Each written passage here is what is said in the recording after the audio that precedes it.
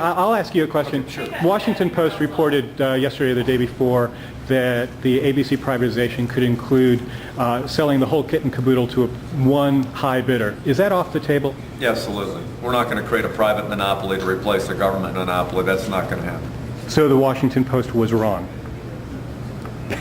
I didn't read that, and so I've never heard that. Okay, thanks. Governor, you didn't Yes. talk a lot about jobs. I was really Yes. expecting a lot more questions on that. Yes. Just kind of getting a feel for, they're still important in this. I kind of want to comment just about that. Sure. Well, I mean, I talked about it at the beginning to say that 7% unemployment is unacceptably high. We're below the national average, but 300,000 fellow citizens don't have work. The job is what creates independence. The job is what allows people to use their God-given talents to pursue the American dream. I've got to get people back to work. It's my top priority. That's why we have a jobs commission. That's why I got $65 million in new incentives to be able to create opportunities for businesses to grow and to recruit businesses here to Virginia. We're going to have a major announcement tomorrow on a Fortune 500 company doing some big work in Virginia that I'm excited about. So stay tuned on that. But it is our top priority, and we are continuing to focus. I've traveled to Europe.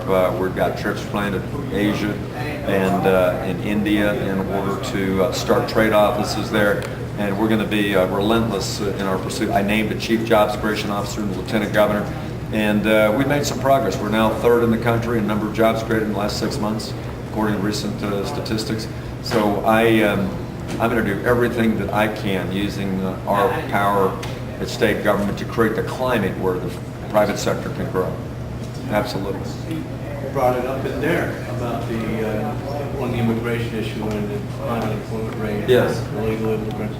What are you doing to make sure that citizens and non-illegal immigrants are getting those jobs that are available out there? Well, most of that is controlled by federal law. They almost completely preempt the states from enforcing any civil immigration laws dealing with employers. It's solely federal control with very few exceptions. And their federal government requires people to use E-Verify and other things to make sure that in good faith that no person that's illegally present in the United States is hired. That's why they have the I-9 form. That's why you have to have two pieces of documentation or more to prove that you're legal before you can get a job in Virginia. And there's serious sanctions if you knowingly hire somebody that's illegal. So the system is pretty good. What we're trying to do is cut down, for instance, on false documents. We've reformed our laws that it takes to get a Virginia driver's license, so that you've got the new license that people have seen that is very hard to duplicate. But other than that, most of it is solely controlled by the federal government. What I'm trying to do is, in the area that I've got the authority on, is to ensure that people that are arrested for a crime, that we use the law that we passed 2 years ago to make sure that they are detained, prosecuted, and then deported when necessary, when they're finished. And then secondly, I'm pursuing the Section 287G authority with Secretary Napolitano's office in Homeland Security, so that I can have our state police officers trained to be ICE agents to enforce the existing laws in the course of a criminal investigation. So that's our goal in Virginia, and hopefully at some point the federal government will engage in the reforms necessary at the federal level. Last one. There were some demonstrators out here earlier. They didn't bring it up about the 287G. They were complaining that those types of policies, even with local law enforcement, tend to divide communities and create suspicion in immigrant communities. Yeah. And they were hoping that you were not going to, that you would not get involved with it that way. The local governments would take maybe a cue from the state to not get involved. And now you're getting. What do you say to those folks? Many other states have 287G authority. I helped a number of localities obtain 287G authority when I was Attorney General. I would say that people that are legal residents, either citizens or legally present in the United States, have absolutely nothing to fear.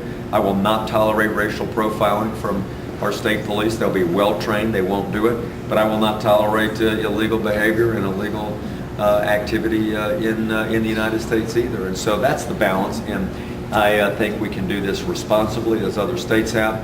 And that's why the federal law was put in place 14 years ago, to allow this partnership between local police agencies and the federal government to enforce the laws. They don't have enough people, the federal government, to do it. So using our law enforcement officers in the course of a criminal investigation for rape, robbery, murder, drug distribution, gang violence, and those kinds of things makes perfect sense. And I think we'll do it well. We have great state police officers, and they'll be well trained, and we'll do it responsibly. So I tell our friends in the immigrant community that there's nothing to fear. We'll work closely with them. We'll explain how it's going to be done upon approval. And it's all about getting people that are illegally present and committing crimes out of the communities. No one wants that kind of immigration.